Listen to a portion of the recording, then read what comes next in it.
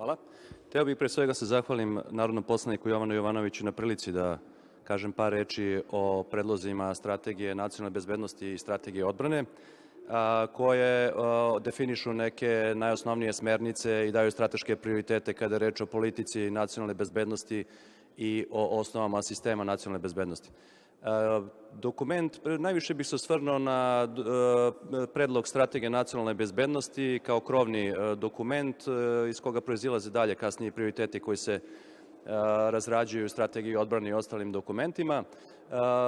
Kada se pogleda tekst strategije, opšti utisak da je ona proizvod nekakvog političkog kompromisa i da je, iako je dosta sveobuhvatna, pokriva dosta oblasti, ima sve elemente koje jedna strategija nacionalne bezbednosti treba da ima, ali je i puna takođe protivrečnosti i izostavljeni su neki takođe veoma bitni da kažemo, fenomeni i neki bitni izazovi, rizici i pretnje koje, verujem, građani Srbije i tekako osjećaju u svom svakodnevnom životu. Pa bih se prvo možda osvrnuo na prvu, da kažem, oblast, to su strateško opredeljenje i prioriteti.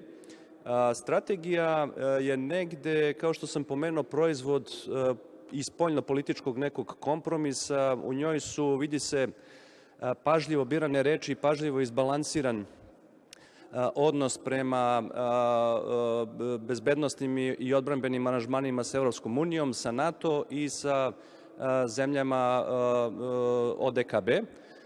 U tom smislu strategija sadrži nešto više pomena i referenci na učešće u aktivnostima zajedničke bezbednosne i odbrambene politike Evropske unije.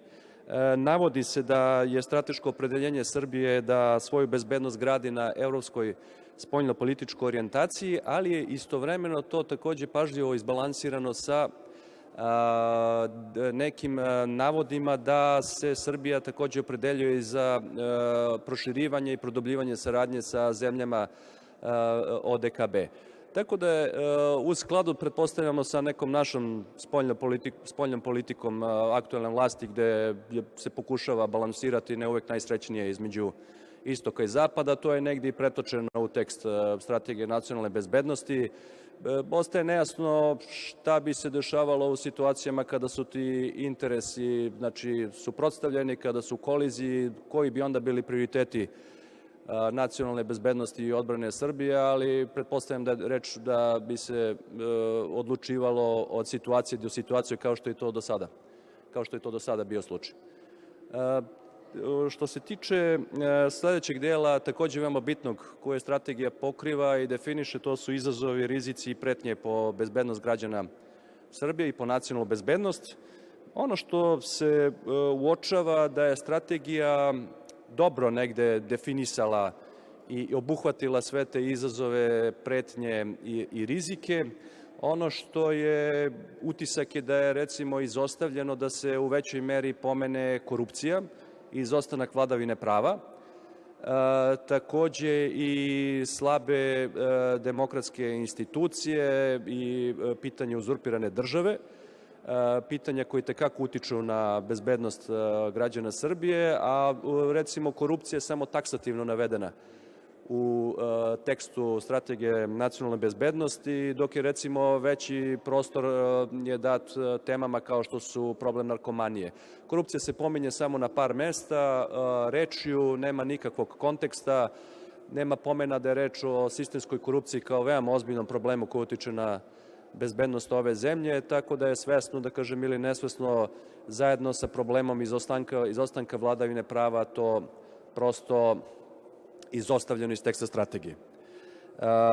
Takođe, ono što je zanimljivo primetiti, to su neke protivrečnosti u tekstu same strategije. Strategija nacionalne bezbednosti dobro prepoznaje da su demografski problemi i nivo ekonomske razvijenosti Srbije utiču veoma negativno na bezbednost građana Srbije i da takođe utiču na odliv stanovništva. Međutim, u nekim daljem tekstu strategija vrlo afirmativno govori o politici države Srbije, odnosno vlasti u tom smislu, da je urađeno dosta toga, Pa ostaje pitanje otkud, da kažemo, su ti problemi prepoznati u prvom redu i definisani ukoliko ta politika daje toliko pozitivnih rezultata. Tako da tu takođe se vidi da je to proizvod nekog kompromisa i želje da se ovim tekstom zadovolji neki sentiment vlasti, ali da se opet sa druge strane prepoznaju neki ključni problemi po bezbednost Srbije. I na kraju osvrnuo bih se i na organizaciju sistema nacionalne bezbednosti koji strategija takođe definiše. Ono što je primetno je da postoji transfer nadležnosti i moći kada je reč o upravljačkom delu sa Vlade Srbije na instituciju predsednika. Institucija predsednika sada u većoj meri upravlja politikom nacionalne bezbednosti, iako, da kažem, u tekstu i dalje Vlada ima tu primarnu ulogu u kreiranju i sprovođenju politike nacionalne bezbednosti. To je, nažalost, u skladu sa političkom praksom, gde vidimo da se predsednik zemlje isključivo gotovo bavi bezbednosnim i odbrambenim pitanjima, dok se Vlada gotovo nikako ne bavi time. Znači, to jeste negde sad i formalizovano u tekstu strategije, ali bez obzira na to Vlada ostaje primarni neki nosilac politike nacionalne bezbednosti i odbrane, međutim u praksi, nažalost, to nije slučaj.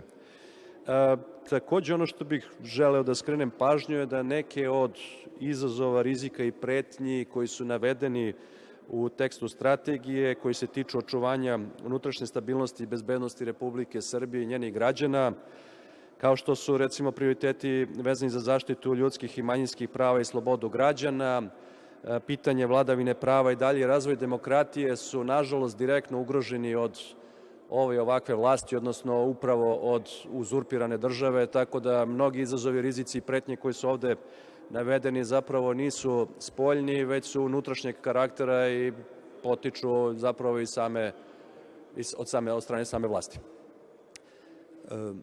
To je, da kažem, u najosnovnijim crtama neki osvrt na strategiju nacionalne bezbednosti i strategiju odbrane.